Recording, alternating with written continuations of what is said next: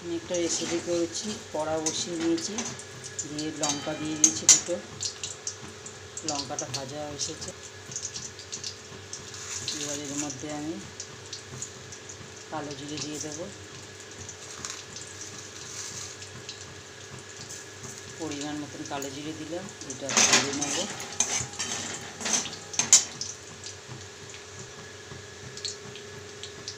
এটা ভাজতে দিয়েছি, ভাজা হালকা হয়েছে। টমেটো দিয়ে দেবো একটা,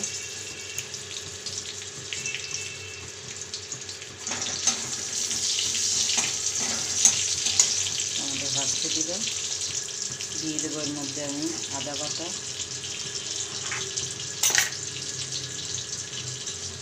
অল্প করে রসুন বাটা দিলাম।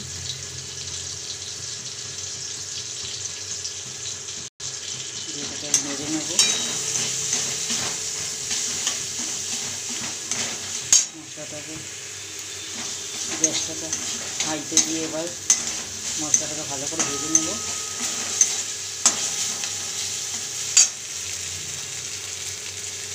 এবার জল দিয়ে দেবো।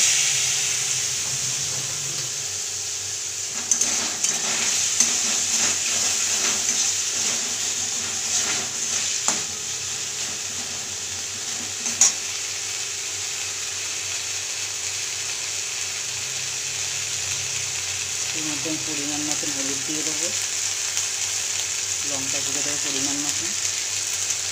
এই মশলাটাকে ভালো করে কষে নেব।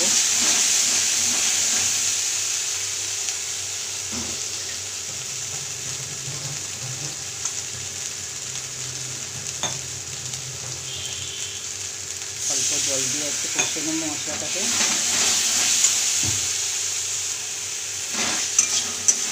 মশলাটা কষা হয়ে এসছে, এবার এর মধ্যে বেগুন কেটেছিলাম আমি দিয়ে দেবো।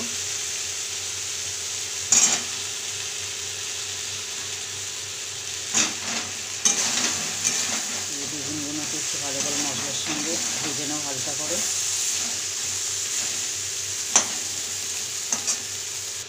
আমি অল্প করে জল দিয়েছিলাম, এটা মশলাটা এই কড়াই লেগে যাচ্ছিলো।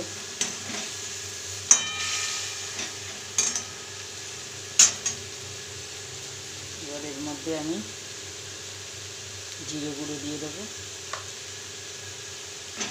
পরিমাণ মতন জিরে গুঁড়ো দিলাম। দিয়ে এইটাকে দিয়ে ভালো করে কষে নেব।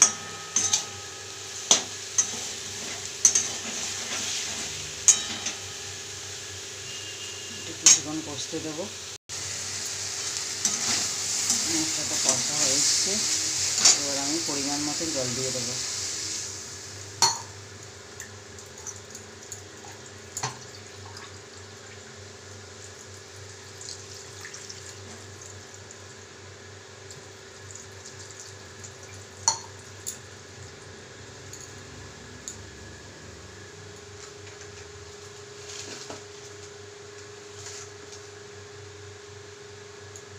নুন দিয়ে দিলাম পরিমাণ মতন, যেহেতু আগে নুন দেওয়া হয়নি।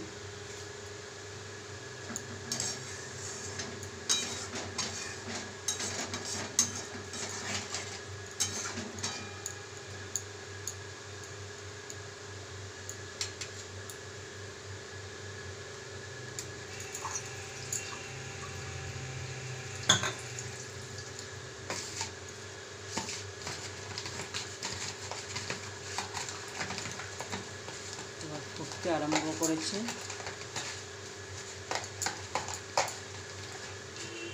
এর মধ্যে আমি ইলিশগুলোতে নুন হলুদ মাখিয়ে রেখেছিলাম, এটা দিয়ে দেবো এর মধ্যে।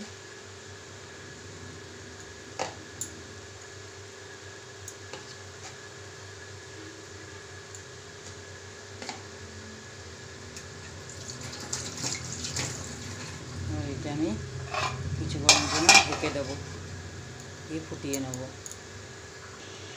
ফুটতে দিয়েছিলাম, এটা এবার দেখে নেব।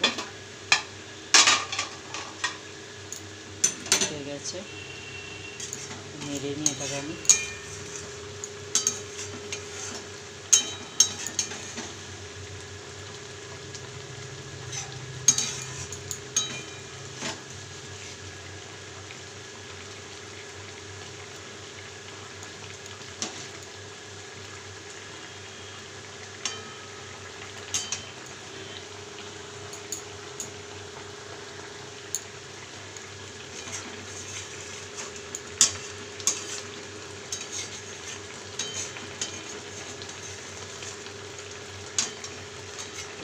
রেসিপিটা কমপ্লিট হয়ে গেছে।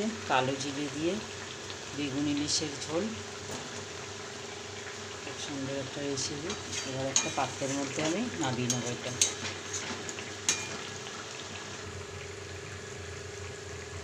কালো জিরে দিয়ে ইলিশ বেগুনের ঝোল কমপ্লিট। এটা এবার আমি একটা পাত্রের মধ্যে ঢেলে দিয়েছি, এবার আমি নামিয়ে নেব।